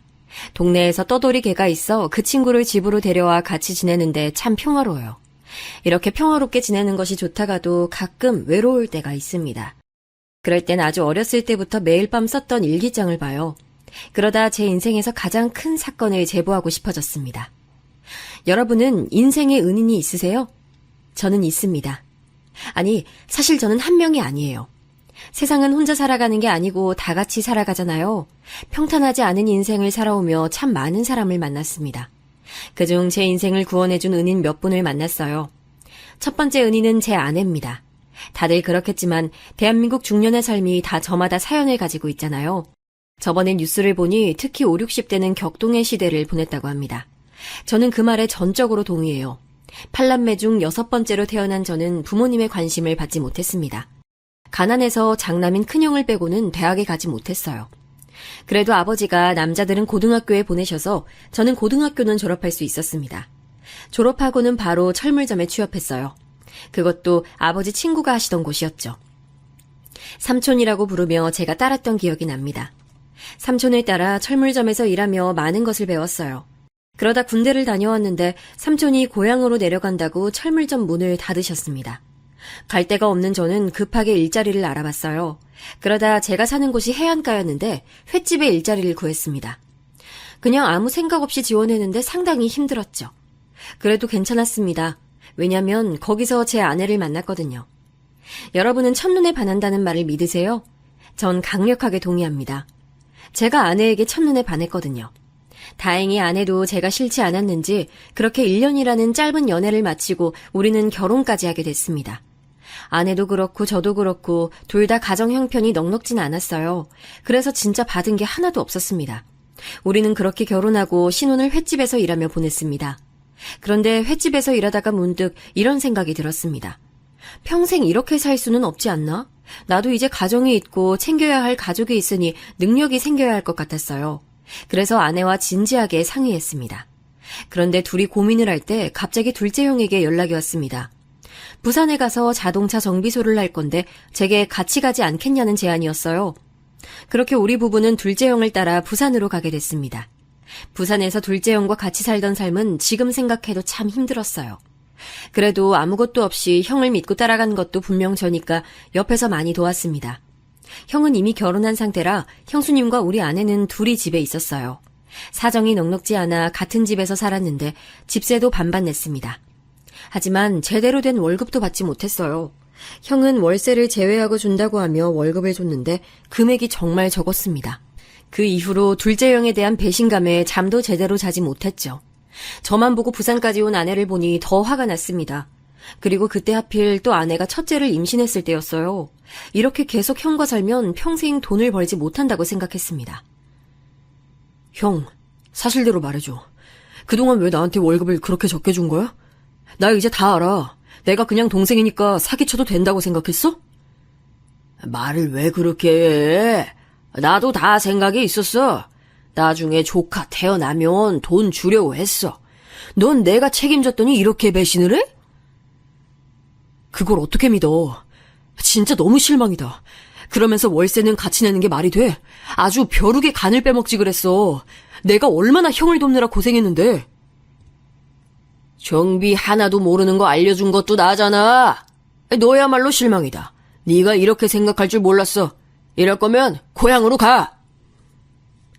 형과 다툰 이후 일주일 뒤 저는 그냥 아내를 데리고 형과 살던 집을 나왔어요. 적지만 그동안 최대한 쓰지 않고 모아뒀던 돈을 들고 무작정 길을 나섰습니다. 다행히 아내와 제가 횟집에서 일했던 경력이 있잖아요. 해안가로 가서 일자리를 먼저 찾았습니다. 그렇게 며칠 뒤 일을 바로 구해서 무작정 돈을 벌었어요. 그러다 자식이 태어나니까 책임감이 더 생겼어요. 벌이가 적지 않아 집에 가져다주는 돈이 꽤 늘어났는데 그러면서 아내와 드디어 평범하게 살 수 있었어요. 하지만 첫째를 낳고 아내가 혼자 집에서 아이를 키우니 걱정이 많이 되더라고요. 몇 년만 더 이렇게 일하고 제 가게를 열어 편하게 아이도 키우고 아내와 살고 싶었습니다. 제 계획을 사장님에게 말하니 적극적으로 그러라고 하시더라고요. 그러면서 저를 마치 아들처럼 여기시며 모든 가게 운영에 대한 것을 알려주셨어요. 너무 감사한 마음으로 많이 배웠습니다. 그리고 우리 부부는 첫째를 낳고 둘째를 바로 가졌어요. 저도 그렇고 아내도 그렇고 형제가 많아 좋은 점이 많았거든요. 저도 비록 둘째 형과 약간의 다툼이 있었어도 확실히 크면서는 형제가 많아 외롭지 않아 좋았습니다. 그래서 바로 둘째를 가졌는데 아내가 첫째와는 달리 입덧으로 많이 힘들어했어요. 첫째는 사실 되게 순했거든요. 임신했을 때도 태동이 너무 없어서 병원에 가서 진지하게 물어볼 정도로요. 입덧도 없었고 낳아서도 아주 조용했습니다. 잠투정도 별로 없고 키우기가 너무 쉬웠어요. 아내가 가끔 제가 일하던 가게에 첫째를 데리고 오면 사장님도 아기가 참 순하다고 하실 정도로요. 그래서 첫째를 보고 우리 부부는 아이 키우는 것이 제 생각보다 쉽다고 생각했죠. 그러다 둘째를 가졌는데 둘째는 입덧부터 남달랐습니다. 태동도 아주 심해서 아내가 괴로워할 정도였어요. 첫째와는 2살 터울로 둘째를 낳았는데 둘째도 아들이었어요. 둘째는 성격이 좀 드센 편이었습니다. 울음소리 성량 자체도 달랐어요. 그래도 제 자식이니 사랑스러웠습니다. 둘째를 낳으니 확실히 생활비가 많이 오르더라고요. 아이가 1명일 때는 몰랐는데 확실히 드는 돈이 많았습니다. 그만큼 책임감도 많이 생겨서 열심히 일했죠. 그러다 아이들이 둘 다 유치원에 들어갔을 때 저는 제 가게를 열게 됐어요. 원래 일하던 곳에서 멀리 떨어지지 않은 곳에 사장님의 도움을 받아 작게 횟집을 열었습니다. 가게를 열고 사실 처음엔 되게 장사가 잘 됐어요. 예상했던 것보다 손님들이 많이 찾아주셨어요. 장사가 잘 되니 사람이 여유가 생기더라고요. 그래서 가족들한테도 많이 지원했습니다. 명절에 본가에 가면 용돈도 자주 주고 가족 모임이 있으면 제가 주로 돈을 냈습니다. 아내가 신혼 때부터 고생을 너무 많이 했기 때문에 항상 제 마음속에 부채감이 있었거든요. 그래서 가방도 많이 사주고 생활비도 넉넉하게 챙겨줬습니다. 쪽방에서 살던 신혼 때는 생각이 나지 않을 정도로 큰 집으로 이사도 갔어요. 친절함과 성실함으로 그렇게 딱 5년 동안 행복한 나날을 보냈습니다. 도중에 아내는 막내를 임신해서 낳았는데 성별은 또 남자였어요. 막내를 낳고 아내와 웃으며 우리 인생에 딸은 없다고 했던 게 기억나네요. 제가 그 당시엔 돈을 잘 벌었기 때문에 아이들한테 원 없이 해줬어요. 그리고 정확히 5년이 지나고 저는 가게를 접게 됐어요. 바로 건물주와 월세 문제로 다툼이 생겼습니다. 처음엔 대화로 잘 풀어보려고 했어요. 그런데 무리하게 월세를 올리고 막무가내로 나오는 건물주를 상대하기는 어려웠습니다. 처음엔 계속 올리던 월세를 맞춰서 냈어요. 그런데 그 정도가 점점 심해지니 감정 싸움으로 번졌습니다. 아니 사장님, 저번에도 올리셨으면서 또 이러시면 어떡해요. 저도 땅 파서 장사하는 거 아니에요. 주변 시세보다 싸게 냈으면 고마운 줄 알아 이 사람아. 아이 난 몰라. 그렇게 말씀하시면 어떡해요. 그리고 그렇게 싸지도 않아요 사장님. 저희 형편을 보세요. 그렇게 사이가 좋았는데 한순간에 적대적인 사이로 변했어요. 결국 아내와 저는 가게를 접었는데 그 과정이 정말 힘들었습니다. 건물주가 돈이 많아 주변 건물을 많이 가지고 있었거든요. 퇴거 명령이 떨어져서 억지로 가게를 빼는데 눈물이 멈추지 않았습니다. 급한 대로 주변 건물에 들어가서 장사를 계속하려 했는데 쉽지 않았어요. 지금은 그러면 큰일이 날 텐데 그때 그 시절엔 그냥 돈 있는 사람이 최고였습니다. 그래서 그렇게 쫓겨난 가게를 주위에서 다시 지속하는 것은 너무 힘들었어요. 단골도 많았고 주변에서 제일 잘 되던 가게라 아쉬움이 컸죠. 오히려 단골들이 제게 위로할 정도로 크게 상심하게 됐습니다. 가게를 잃은 상실감도 컸는데 사실 당장 생활비가 제일 막막했어요. 아이들은 3명이나 있는데 게다가 먹성 좋은 남자아이들이었죠. 가게를 지키고 싶은 마음에 끝에는 대출을 받아 월세를 냈었거든요. 그게 다 빚으로 다가오니 막막했습니다. 결국 살던 집을 팔아 급한 불을 끄게 됐어요. 그런데도 빚은 완전히 사라지지 않았죠. 대출을 받을 때는 제가 금방 갚겠다고 생각해서 빌린 거였거든요. 충분히 그때는 그럴 능력이 있었는데 가게를 빼고 나니 현실로 다가왔습니다. 그러다 보니 너무 힘들어서 술을 많이 마셨어요. 모든 것이 부질없다고 느꼈고 술을 마셔서 현실에서 도피하고 싶었습니다. 그런데 첫째가 그때 초등학생이었는데 어느 날은 울면서 집에 들어왔어요. 아빠, 나 친구들이 놀려. 우리 집 망했냐고 하는데 너무 속상해. 내가 아무리 아니라고 해도 믿지 않아. 첫째가 울면서 말하는 걸 듣고 저는 충격을 받았습니다. 그래서 우울해도 어떻게든 다시 일하려고 애썼어요. 하지만 현실은 쉽지 않았습니다. 장사하던 사람은 장사를 계속해야 하더라고요. 제가 대학을 나온 것도 아니었고 할 수 있는 건 성인이 되고 횟집에서 일한 경력과 둘째 형을 따라 정비소에서 일한 경력이었어요.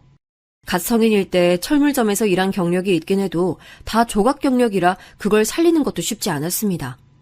전문적으로 무언가를 했던 건 장사가 전부였죠. 그래서 다시 장사하려고 해도 또다시 건물주와 마찰이 생긴다면 어떡하지라는 생각이 자꾸 들었습니다. 제가 그렇게 집에서 괴로워하니 아내가 밖에 나가 일하기 시작했어요. 그러면서 아내는 절대 제게 뭐라 하지 않았어요.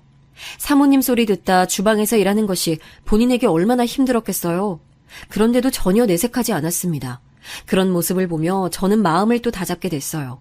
아무리 술을 마셔도 현실에 있는 빚은 빚이었고 사라지지 않았습니다.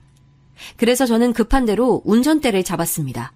마침 정비소에서 일해서 자동차에 대해서는 좀 알고 있었으니 무작정 화물차 운전을 시작했습니다.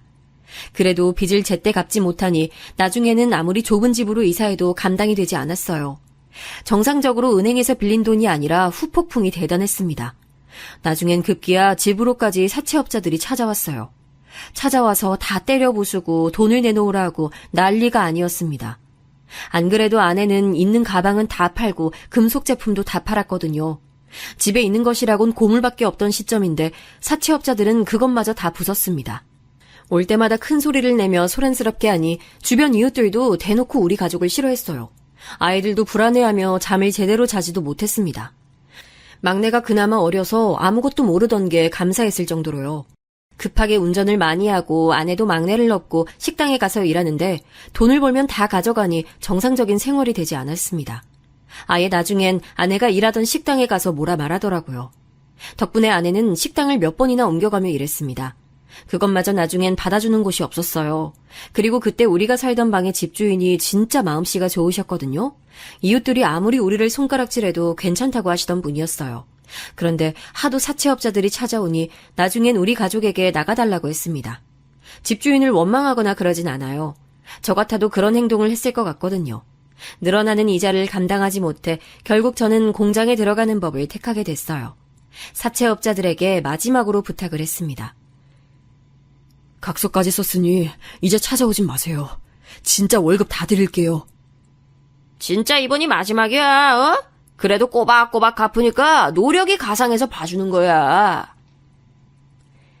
공장에 가서 쉬는 날 없이 일해서 그 돈을 다 주겠다고 각서를 썼어요. 그랬더니 제가 그래도 돈 벌 의지가 있고 월급을 거의 다 가져다 줬으니 마지막으로 믿어주겠다고 하더라고요. 그래서 저는 급한 대로 공장에 가서 말 그대로 몸을 혹사하며 빚을 갚았습니다. 이 과정에서 아내와 저는 깊은 대화를 나눴어요. 제가 기숙사가 있는 공장에 들어가니 아내는 아들 셋을 혼자 돌봐야 하잖아요. 그런데 도저히 현실적으로 그게 불가능하더라고요. 결국 아이들을 급한 대로 친척 집에 맡기기로 했습니다. 막내는 너무 어려서 아내가 데리고 있어야 했어요. 아내가 막내를 데리고 장모님 댁으로 가게 됐고 첫째와 둘째는 우리 형제들에게 부탁해서 맡기게 됐습니다. 사실 이때 정말 고민이 많았어요. 하지만 저와 아내는 이렇게 딱 몇 년만 고생하면 나중에 빚을 갚고 나선 평범하고 행복하게 살 수 있다고 생각해서 고민 끝에 결정을 내렸습니다. 싫어. 엄마 아빠랑 같이 있을 거야. 내가 왜 다른 집 가야 돼? 싫어. 나도 외할머니 집 가서 살고 싶어. 재영아, 현실적으로 그게 힘들잖아. 우리가 얹혀 사는 거라 2명은 엄마가 안 돼. 그럼 막내 말고 날 데려가. 그럼 되잖아. 왜 날 버려? 거기는 시골이라 네가 다닐 학교가 없다고 몇 번을 말해. 이러는 우리도 속상해. 네가 조금만 이해해주면 안 돼? 아무리 논리적으로 설명해도 아이한테 와닿지 않았는지 강하게 거부했어요. 그 모습에 얼마나 가슴이 아팠는지 몰라요. 하지만 현실적으로 첫째와 둘째는 학교에 다녀야 했으니 장모님이 계신 시골은 갈 수가 없었습니다. 둘째는 다행히 아내가 임신했을 때 많이 힘들게 하더니 나와서는 순하더라고요. 실제로 장남과 비교했을 때 둘째가 확실히 성격이 순한 편이었습니다.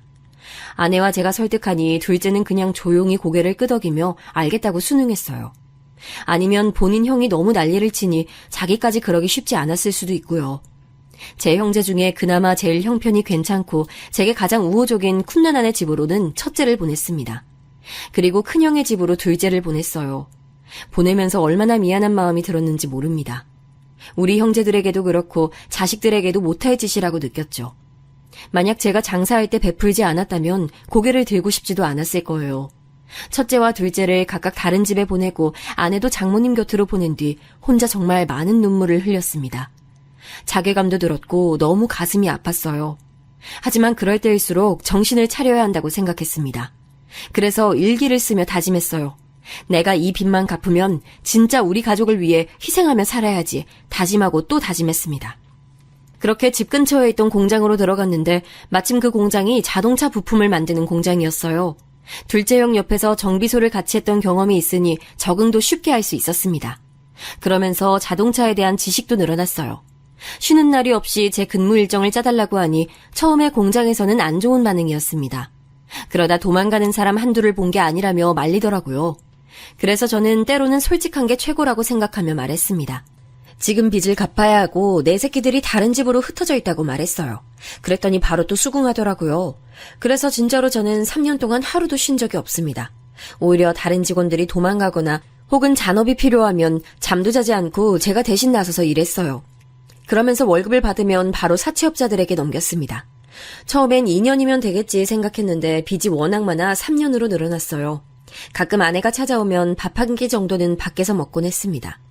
교도소도 이 정도는 아닐 거라고 눈물을 흘리는 아내를 보며 가슴이 참 많이 아프더라고요. 전 미안한 마음이 너무 커서 첫째와 둘째를 찾아가진 못했습니다.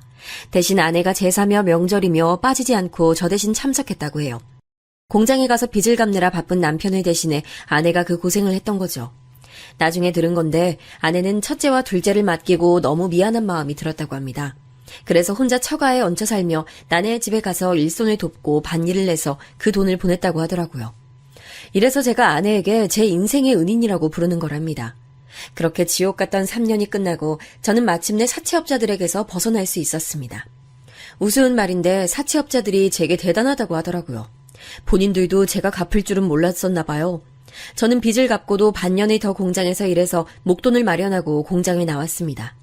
소정의 돈을 큰누나와 큰형에게 주는데 눈물이 그렇게 나오더라고요. 두 사람은 괜찮다며 저를 다독였는데 3년을 아무리 조카라도 계속 데리고 있는 게 쉬운 일이 아니잖아요. 오랜만에 본 아이들은 정말 많이 컸더라고요. 첫째는 사춘기 시절을 다른 집에서 보낸 상처가 커 보였습니다. 저와는 딱히 말도 잘하지 않더라고요. 그런 모습을 보며 씁쓸하기도 하고 미안하기도 했습니다. 둘째와도 서먹했지만 그래도 둘째는 이 못난 사람이 아버지라고 따르기는 하더라고요. 그렇게 저는 식구들을 다시 모아 서울로 올라갔습니다. 부산에서는 횟집과 공장의 기억이 있는데 잘 살았던 기억과 너무 가난하고 비참했던 기억도 둘 다 가지고 있어요. 그래서 세월이 지난 지금 부산을 가면 참 복잡한 마음이 들곤 합니다. 좋은 기억과 나쁜 기억이 둘 다 공존하니까요. 서울에 무작정 올라간 건 아니고 사실 미리 봐둔 일자리가 있었습니다. 일하던 공장의 사장님이 제가 그만둔다고 하니까 매우 아쉬워하셨거든요. 그러면서 친한 지인 중에 서울에서 정비소를 하다 부산으로 내려온다며 제게 물려받으라고 하셨습니다. 전 이미 가게를 하다 망한 경험이 있어 처음엔 망설였어요. 그런데 진짜 그 지인이 부산에 오셔서 저와 얘기도 나누고 저도 미리 서울에 올라가서 가게를 보니까 믿을 수 있겠더라고요. 건물주와 계약서도 이번엔 변호사도 선임해서 꼼꼼하게 봤습니다. 그러고 나서 식구들을 데리고 서울로 가게 됐어요. 이 선택은 제 인생을 바꾸는 결정이 됐습니다. 어떻게 보면 공장 사장님과 정비소 전 사장님이 제 인생의 또 다른 은인으로 여길 수도 있겠네요. 서울에 가서 전 사장님의 배려로 집도 구할 수 있었어요. 아이들 학교와 가까운 곳에 작은 주택의 반지하에서 살게 됐습니다. 아내와 저는 일단 아이들과 다 같이 모여 있다는 것 자체가 너무 행복했어요. 그래서 저는 이 행복을 지키기 위해 정말 열심히 일하기 시작했습니다. 예전에 횟집에서 일하던 것처럼 친절함과 성실함은 당연히 지켰고 그때의 기억으로 장사하면 어느 정도 내려놓아야 한다는 것도 알게 됐죠. 거의 퍼주듯이 장사했더니 단골도 생겨났어요. 또 정비소지만 제가 예전에 철물점에서 일했던 경험도 있고 자동차 부품 공장에서 3년을 일했으니 이것저것 잡지식이 많았습니다. 서비스 차원에서 더 추가로 뭘 해주고 그런 게 많다 보니 어느새 손님이 끊이지 않게 됐어요. 화물차 운전도 해봤으니 가게에 출근하기 전에 부업 용도로 운전도 하곤 했습니다. 이런 식으로 돈을 계속 저축했어요. 아내도 막내를 유치원에 보내고 혼자 생활비를 벌겠다고 식당에서 일하기 시작했습니다. 소액이어도 어쨌든 수입이 있으니 식구들이 버틸 수 있었어요. 빚은 이제 없으니 모으는 일만 남았던 거죠. 돈이라는 게 한순간에 없어질 수도 있다는 것을 이미 겪었으니 저는 다시는 그런 일이 일어나질 않길 바랐습니다. 새벽부터 나가서 정비하고 손님들 요구 들어주고 남는 시간엔 운전하고 그렇게 지냈어요. 아이들에 대한 부채감이 심해서 퇴근하고 대리운전도 하며 미친 사람처럼 돈을 모았습니다. 그런 식으로 자신을 위해 맛있는 걸 먹거나 옷을 사는 건 아예 포기했어요. 오로지 우리 가족만을 위한 인생이었죠. 모으고 또 모아도 부족하다고 느꼈습니다. 그렇게 살다 보니 돈이 어느 정도 모여 반지하를 탈출했어요. 큰 누나와 큰형에게 고마운 마음에 명절에 찾아가면 용돈을 주기도 했습니다. 드디어 이제 우리 가족도 평범하게 살 수 있는 환경이 됐어요. 아니, 사실 정비소가 점점 커지면서 평범함을 넘어서 여유 있는 생활을 하게 됐습니다. 아파트로 이사 가기도 했고 아이들 학원도 마음껏 보낼 수 있었거든요. 저는 그런 여유가 생겨도 이상하게 허한 느낌이 들었습니다. 그래서 그때도 대리운전을 계속했어요. 아마 아이들을 친척집에 맡긴 죄책감이 매우 커서 그랬던 것 같습니다. 부산에서 살던 것처럼 집이 여유롭게 살다가 갑자기 한순간에 무너질까봐 그게 두려웠을 수도 있고요. 여보, 너무 무리하지 마. 당신 충분히 잘하고 있어. 우리 이제 적금도 많고 예전 같은 일은 안 일어나. 아내가 그런 저를 보고 안타깝게 여길 정도로 강박은 심해지기 시작했어요. 하지만 저는 트라우마가 심해서 일을 하지 않으면 더 고통스러웠습니다. 사장님 소리를 들으며 직원을 몇 명을 둬도 심적으로 마음이 편하지 않았죠. 그러다 어느 정도 괜찮아진 계기가 생겼습니다. 아내가 어느 날 퇴근하고 집에 갔더니 진지하게 얘기했어요. 그래서 나는 그 집을 매매했으면 좋겠어. 우리가 자금은 충분히 되더라고. 이제껏 투자가 무서워서 적금만 계속 들었잖아. 아내는 아파트 투자에 대한 의견을 제게 보였습니다. 재건축되면 아파트 값이 많이 오를 게 보인다며 적극적으로 의견을 제시했어요. 아내가 웬만하면 저러지 않거든요. 그런데 얼굴에 열까지 올리며 진지하게 말하는 모습에 저도 설득당하게 됐습니다. 아내 말대로 적금만 계속 들고 있기도 했거든요. 그리고 그 선택은 최고의 선택이 됐습니다. 진짜로 재건축이 되며 값이 크게 올랐어요. 그 이후로 아내와 저는 투자에 대해 진지하게 공부하기 시작했습니다. 투자 전문 모임에도 들어가고 부동산도 계속 다녔어요. 나중에 아내는 공인중개사 자격증까지 취득하게 됐습니다. 그러면서 집안의 돈이 불어나기 시작했죠. 덕분에 아이들의 등록금이나 용돈은 전혀 문제가 되지 않았습니다. 바닥을 찍어서 사채업자에게 돈을 바쳐야 했던 나날은 생각도 나지 않게 됐죠. 그러면서 아내와 저는 둘 다 아이들에 대한 죄책감은 마음속 깊은 곳에 아직 남아있었어요. 그래서 대학에 진학한 첫째와 둘째의 등록금은 당연하고 자취 비용과 용돈도 아주 넉넉하게 줬습니다. 사춘기를 심하게 겪었던 첫째에게는 특히 미안한 마음이 컸거든요. 그래서 첫째에겐 대학생일 때 차도 사줬습니다. 자식들에겐 그냥 퍼주고 싶은 마음이 컸어요. 제가 고생해보니까 우리 아이들은 그런 고생하지 않길 바랐거든요. 그래서 우리 아들들은 아르바이트도 해본 적도 없습니다.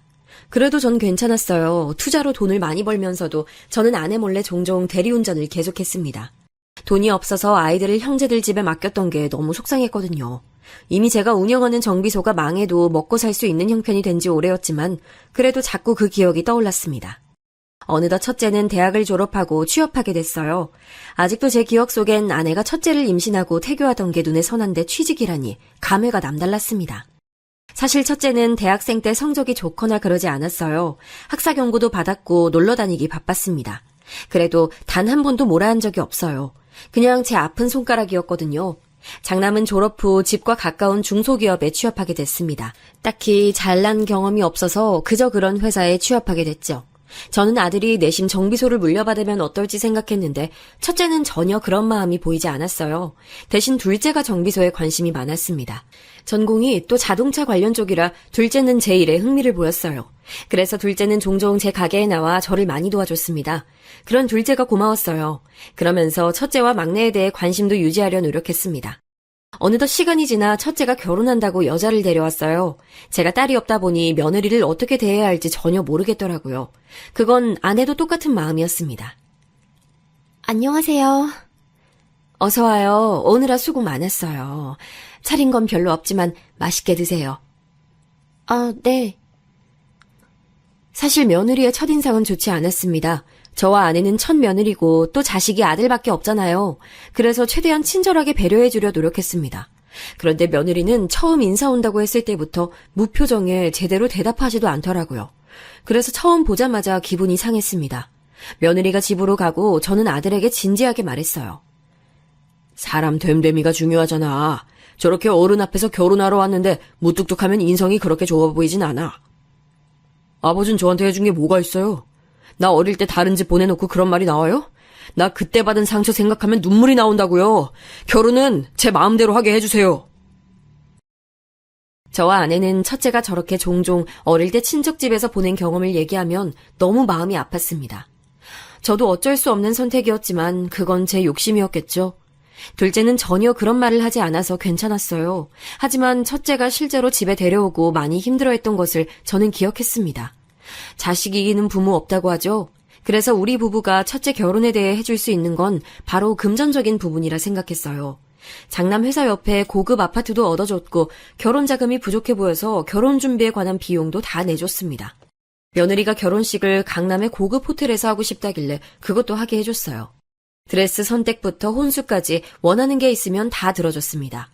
전혀 아까운 것도 없었고 바라는 것도 없었어요. 그냥 제 돈으로 잘 살면 그게 다행이었죠. 사실 며느리가 결혼할 때 배 안에 아기가 있었거든요. 그래서 더 신경이 쓰였는지도 모릅니다. 조리원부터 유모차와 아기용품도 다 최고급으로 준비했어요. 며느리가 태교에 집중하고 싶다고 하길래 참 고맙더라고요. 그래서 생활비는 걱정하지 말라고 제 카드를 주기도 했습니다. 주변에서는 뭐 그렇게까지 하냐고 묻더라고요. 그런데 저는 그냥 그때는 그게 좋았습니다. 제가 이렇게 장남 부부에게 해줄 수 있는 능력이 있다는 게 감사할 뿐이었어요. 그러면서 첫째가 진지하게 자기도 회사를 그만두고 가게를 열고 싶다는 말을 진지하게 하더라고요. 이 말을 듣고는 아내와 긴 얘기를 나눴습니다. 저도 장사를 해본 적이 있고 그게 잘 될 때도 있었지만 망해서 아이들을 다른 집에 맡기기도 했잖아요. 그래서 사실 우리 아들들은 그냥 평범하게 직장 생활을 하길 바랐습니다. 물론 둘째는 제 밑에서 정비 일을 배우고 있었지만요. 그런데 그 이상한 부채감도 있고 또 자식 이기는 부모 없다고 하죠. 이제 손주도 생겼고 장남도 부모가 되어보면 책임감이 생긴다고 생각했습니다. 그래서 집 옆에 편의점을 하나 열어줬어요. 아니 뭘 그렇게까지 해줘. 그럼 그동안 직장 다니면서 적금은 안 했대? 내가 누나 집에 걔를 맡겼던 게 너무 미안해서 그래. 아직도 종종 생각나. 그게 너무 미친 듯이 미안해서 이렇게라도 지원해주고 싶어. 아유, 그 시절엔 다 그렇게 살았어. 넌 할 만큼 했어. 이 사실을 알고 누나는 제게 핀잔을 주기도 했어요. 하지만 저는 아랑곳하지 않았습니다. 그리고 손주가 태어나니 자식과는 또 다른 기쁨이더라고요. 한없이 예쁘고 사랑스러웠습니다. 하필 손주가 성별이 여자였어요. 제가 딸이 없으니 손녀를 보고는 너무 예뻐서 어쩔 줄을 몰랐죠. 좋다는 육아용품부터 아이에 대한 교육 관련 비용을 다 대줬습니다. 며느리가 손녀를 영어 유치원에 보내고 싶다길래 그 돈도 다 제가 내줬어요. 저는 영어 유치원이 그렇게 비싼 줄 그때 알게 됐습니다. 그러다 사건이 하나 터졌어요. 둘째도 결혼한다고 며느리를 데려왔거든요. 둘째 며느리는 직업이 간호사였고 안정적인 직장을 다녔습니다. 그래서 제가 참 마음에 들어 했어요. 그래도 차별하면 안 되니까 첫째 며느리에게 했던 걸 진짜 똑같이 해줬습니다. 그런데 다른 점이 있다면 둘째 며느리는 고마워할 줄 안다는 거였어요. 사실 첫째 며느리는 제가 아무리 그렇게 해줘도 고맙다는 말을 쉽게 하지 않았거든요. 때론 너무 당연하게 여기는 태도가 있기도 했죠. 아버님이 저번에 주신 아기용품이 별로 좋지 않더라고요. 요즘 더 새롭고 대단한 것도 많더라고요. 다음엔 저한테 먼저 물어보시면 좋을 것 같아요. 아, 그러니? 알겠다. 그래서 아내도 서운하다고 제게 말했습니다. 그럴 때마다 저는 있는 우리가 이해하자고 다독였어요. 첫째 며느리는 집안이 좋은 편이 아니고 매우 가난했거든요. 상대적으로 여유 있는 우리가 사돈보다 더 잘해주는 것은 당연하다며 서로를 위로했습니다. 서운하다고 며느리에게 시집살이를 시키거나 그런 사람은 전혀 아니라서 그냥 우리끼리 그렇게 얘기하고 끝냈습니다. 그런데 둘째 며느리는 제가 결혼식장 비용을 결제하고 또 드레스도 최고급으로 해주니까 고마워하는 게 눈에 보였어요. 아버님, 이렇게까지 안 해주셔도 좋아요. 저 좋자고 하는 결혼인데요. 아휴, 너무 감사하게 느껴요. 저는 복받은 사람이에요. 첫째 며느리는 저런 말 자체를 아예 안 했는데 둘째 며느리는 뭘 해줄 때마다 저런 말을 하니 그게 참 고마웠습니다. 둘째한테도 첫째처럼 고급 아파트를 신혼집으로 마련해줬어요. 그리고 지원은 똑같이 해줬습니다. 물론 둘째가 제 사업을 물려받을 예정이니 그 부분에선 첫째보다 더 교감이 많았어요. 그렇다고 제가 돈으로 차별한 것은 정말 하나도 없었습니다. 그러다 명절에 작게 소란이 일어났어요. 둘째 며느리가 자기가 받은 게 너무 많다고 저와 아내를 건강검진을 자기가 다니는 병원에서 해줬어요. 안 그래도 평생 일했으니 건강이 사실 그렇게 좋지 않았거든요. 그래서 아내와 아침부터 가서 검진을 받았는데 정말 다행히 우리 부부는 딱히 이상이 없었습니다. 건강검진표 자체를 명절 전날에 받았어요. 그래서 첫째와 둘째 부부가 다 있을 때 자연스럽게 그걸 언급했습니다. 며느리 덕분에 이런 검진도 다 받고 행복했다. 다행히 우리 부부가 특별히 조심하거나 그런 병은 없다고 하네. 이게 다 너희가 탈 없이 잘 지내서 그렇지. 고마워. 저는 덕담이라고 한 말이었습니다. 둘째 며느리에게 감사함을 표시하려는 의도도 있었지만 그게 첫째 며느리에게 부담을 주려는 의도는 전혀 없었어요. 말 자체도 우리 아들들 부부가 잘 살아줘서 고맙다는 말이었잖아요. 그런데 첫째 며느리의 표정이 좋지 않았습니다. 내심 마음에 걸렸는데 역시나 장남이 아내에게 집에 돌아가서 전화하더라고요. 전화를 받은 아내에게 물어봤더니 첫째 며느리가 제 언행에 상처를 받았다고 하더래요. 그땐 황당하면서도 속상한 마음도 있었습니다. 저도 사람이니까 아무리 아낌없이 베푼다고 해도 해준 게 그렇게 많으니까요. 첫째와 며느리에게 싫은 소리를 했던 적이 없었는데 서운했습니다. 나도 너무 당황스럽다. 이게 그렇게 기분 상할 일인가? 난 아니라고 생각해. 여보, 우리 참을 만큼 많이 참았어. 이번엔 그냥 넘어가지 말자. 우리가 자선사업가는 아니잖아. 그래서 저도 따로 사과하진 않았어요. 충분히 할 수 있는 말이라고 생각했고 제 의도는 그게 아니었으니까요. 그리고 아무리 그래도 시부모님인데 며느리가 심하다고 생각했습니다. 그렇게 둘 다 서로 연락이 없는 채로 시간이 흐르게 됐어요. 어른을 봤으면 인사라도 하는 게 맞지 않니? 안녕하세요. 저도 당연히 기분이 좋지 않아서 다음 명절에 마주쳐서 한 소리를 했어요. 며느리는 이번에 강하게 나오는 우리를 보고 당황한 모습이었습니다. 본인도 기분이 상했는지 방에 들어가 나오지도 않더라고요. 그걸 본 둘째 며느리가 중간에서 중재하느라 진이 빠지는 게 보일 정도였어요. 그런 모습을 보고 저도 사람이니까 둘째 며느리가 당연히 더 예뻤어요. 어머님, 아버님, 저희 이제 가볼게요. 저번엔 죄송했어요. 아니다. 이제 안 그러면 되는 거지. 결국 집에 갈 때 먼저 첫째 며느리가 사과했는데 표정이 좋지 않았어요. 울며 겨자 먹기, 엎드려 절받기라는 걸 알면서도 어쩔 수 없었습니다. 아내나 저나 남에게 뭐라 하는 성격이 아니라 인사 안 했다고 뭐라 하고 심장이 쿵쾅거렸거든요. 우리 부부는 할 만큼 했다고 생각했습니다. 그런 명절 사건이 지나고 갈등도 서서히 풀리게 됐어요. 시간이 약이라고 하잖아요. 저 뒤로는 첫째 며느리도 예전처럼 막말하거나 예의 없는 행동이 줄어들었어요. 아내와 저는 진작 이럴 걸 후회했습니다. 그러는 와중 둘째는 정식으로 제 가게를 물려받았어요. 둘째에게 모든 걸 가르치고 나니 허한 마음도 들고 뿌듯하기도 했어요. 20살 이후부터 횟집이 망해서 잠시 집에만 있었던 기간을 제외하고 전 하루도 쉰 적이 없었습니다. 그래서 둘째가 가게를 물려받으니 집에 있는 게 힘들었어요. 대리운전이라도 할까 했는데 아내가 제발 일을 그만하라고 하도 그러니까 몰래 나가는 것도 고통이었죠. 그러던 어느 날 아내가 조심스럽게 얘기했습니다. 우리 다 같이 여행이나 가는 거 어때? 그동안 당신 일하는 게 너무 바빠서 제대로 가족여행 간 적도 없잖아. 이제 은퇴했으니 우리도 여생을 즐기자. 애들 데리고 더 늦기 전에 여행 가면 좋겠어. 아내의 말을 듣고 보니 진짜 제대로 아들들과 여행 간 적이 없더라고요. 사는 게 바쁘다는 핑계로 여행 한번 가지 못했었죠. 아내가 아이들을 데리고 종종 바람 쐬러 갔던 건 아는데 제가 간 적이 없었어요. 그래서 아들들 불러놓고 일정을 잡았습니다.